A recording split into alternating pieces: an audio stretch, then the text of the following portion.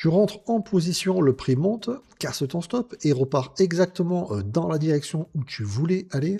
Tu te dis, c'est pas possible, le marché me chasse. Eh bien, tu n'as pas tort, hein, ça s'appelle un liquidity sweep. Et aujourd'hui, je vais te montrer comment le détecter automatiquement sur MetaTrader 5.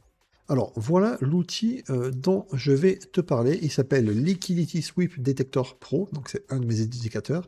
Et tu le trouves sur le marché MQL5, hein, d'accord, Market. Le lien est en description. Pour l'instant, il est à 39 $. C'est une offre en fait de lancement, hein, limitée aux premières licences. Et après, il passera à 59 $. Donc, si tu veux le prendre, c'est maintenant.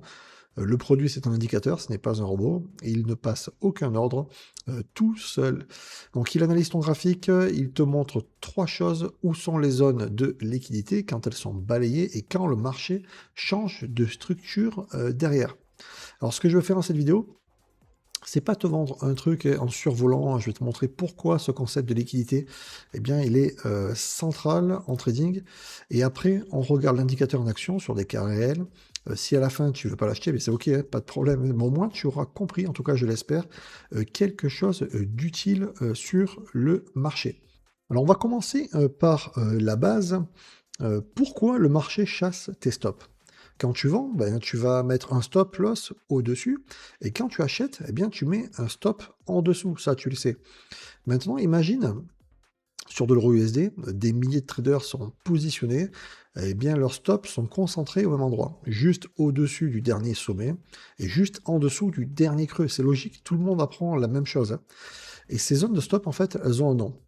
Au-dessus des sommets, on parle de Buy Side Liquidity, d'accord, BSL, et en dessous des creux, eh bien, ça s'appelle en fait un Sell Side Liquidity, SSL, d'accord. Donc, Buy Side parce que les stops des vendeurs sont des ordres d'achat, et Sell Side parce que les stops des acheteurs sont des ordres de vente. Pourquoi savoir ça, c'est important? Parce que les gros acteurs du marché ont besoin de liquidité pour pouvoir entrer en position. Une banque ne peut pas acheter 500 millions d'euros d'un coup sans faire bouger le prix. Donc elle a besoin que des contreparties soient là en fait. Et les contreparties qui sont là, prêtes immédiatement, ce sont quoi? Eh bien ce sont les stops des traders particuliers. Donc le pattern devient simple. Le prix va aller chercher la zone où sont les stops, il les déclenche, et en une fois, en gros, la liquidité absorbée, eh bien, il repart dans la direction réelle. C'est ça un liquidity sweep, d'accord? Le marché vient prendre les stops, puis il bouge. Maintenant, le problème à tout ça, c'est que détecter ça à l'œil nu, ça reste relativement compliqué. Tu dois identifier chaque sommet et chaque creux significatif, tu dois mémoriser les niveaux, tu dois surveiller en permanence quand le prix vient aller chercher, et tu dois faire la différence entre un vrai sweep qui casse le niveau et revient, et une simple cassure qui continue. Sur un seul graphique, c'est faisable. Sur 3 ou 4 paires en multi-time frame, ça devient très compliqué, ingérable. En tout cas, si tu n'as pas vraiment l'habitude, ça devient très compliqué. Et même quand tu détectes un sweep, eh bien ça suffit pas. Un sweep tout seul, c'est juste une mèche au-dessus d'un sommet, ça arrive tout le temps. Ce qui compte, c'est ce qui se passe après. Est-ce que la structure du marché change vraiment? Est-ce que le prix casse un niveau important dans l'autre sens? Eh bien, ce changement de structure, on l'appelle le Market Structure Shift, d'accord, le MSS, d'accord. C'est la combinaison entre le sweep plus MSS, d'accord, qui fait un signal exploitable, pas le sweep tout seul. Et c'est exactement ce que l'indicateur va automatiser pour toi.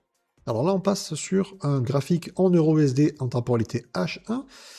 Et là, on voit l'indicateur qui est chargé, d'accord, Liquidity Sweep version 1.4. Eh bien, première chose qu'il fait, eh bien, il va tracer des zones de liquidité actives. Tu vois les rectangles à droite, en rouge en haut, donc c'est une BSL, d'accord, qui est ici. Et une zone d'acheteur court, hein, d'accord, de stop d'acheteur court. Donc on passe à la démo. Voilà un graphique EURUSD en unité de temps en heure, d'accord, H1. L'indicateur est chargé. La première chose qu'il fait, il trace les zones de liquidité actives, hein, d'accord. Tu vois les rectangles à droite, en rouge en haut, donc c'est un BSL, d'accord. C'est une zone de stop d'acheteur court. Le bleu en bas, c'est une SSL, d'accord, c'est une zone de stop long.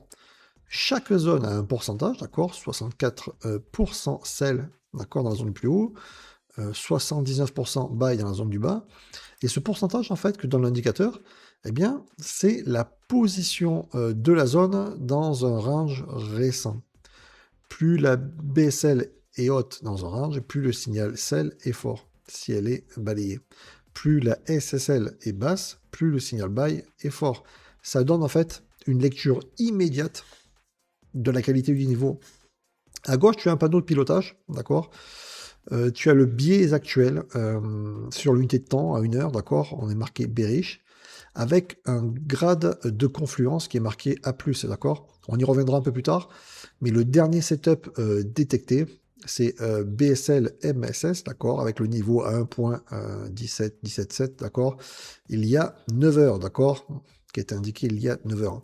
Ça veut dire que 9 heures avant la capture, en tout cas de cette information, l'indicateur a identifié un sweep de liquidité haute, suivi d'un changement de structure baissier. Le panneau te donne aussi les prochaines cibles, d'accord? Ça c'est important. Prochain BSL au-dessus à plus de 229 points.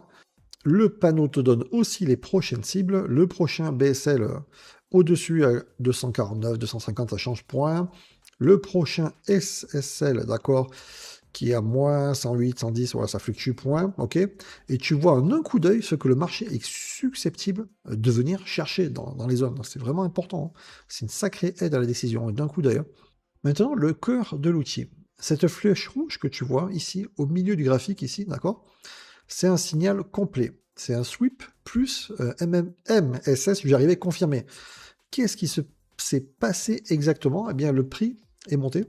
Il a touché une zone BSL, a balayé les stops au-dessus sur le précédent, puis il a clôturé en dessous. C'est le sweep, hein, d'accord? Sans MSS, hein. Et on en resterait là, hein. Mais ensuite, le prix a cassé un creux significatif vers le bas. C'est le changement de structure, ok?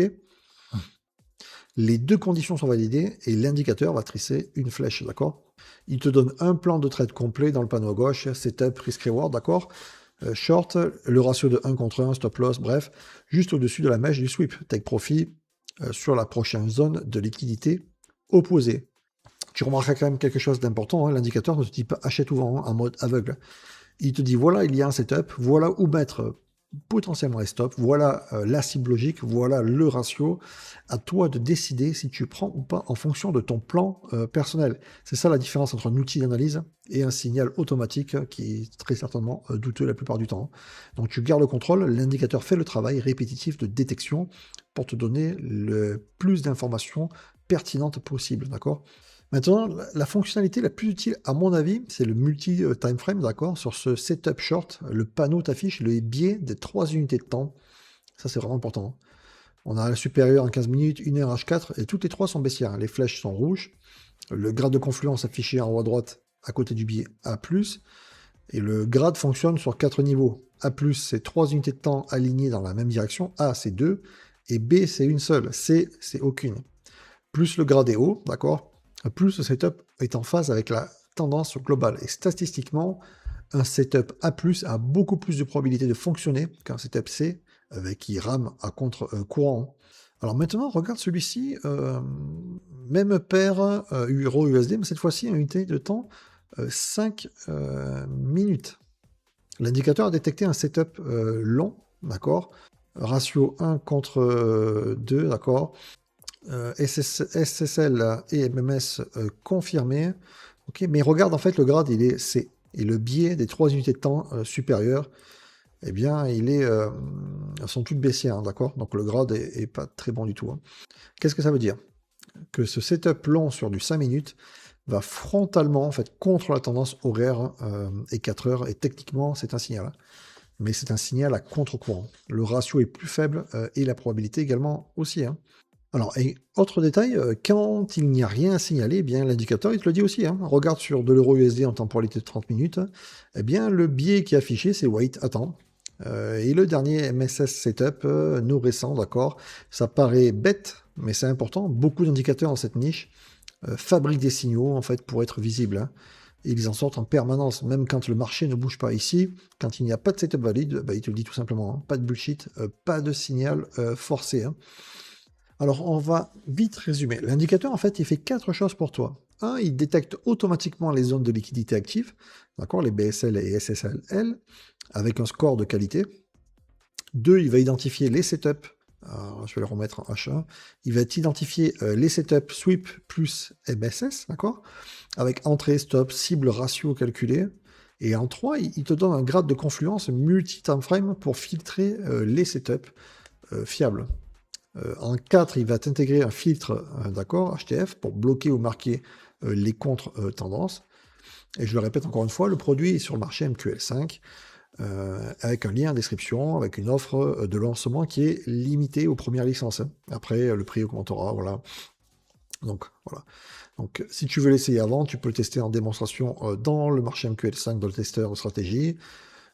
Les acheteurs reçoivent également un bonus guide PDF avec les paramétrages recommandés, des exemples de setup commentés et la méthodologie complète. Donc voilà, ben, pour le recevoir tout simplement, pour le PDF, eh bien, tu m'envoies un message privé sur le marché MQL5 après l'achat.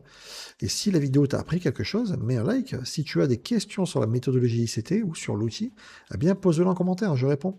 Alors, avertissement également classique, mais important, hein, cette vidéo est uniquement éducative. Le trading comporte un risque en perte en capital extrême. Et je ne fais pas de conseils investissement, je n'en ai jamais fait. Et teste toujours en démo avant de tester le réel, ou même reste en démo pendant des mois et des mois avant de prendre la moindre décision. Voilà. Je te dis à très vite et à bientôt. Ciao, ciao.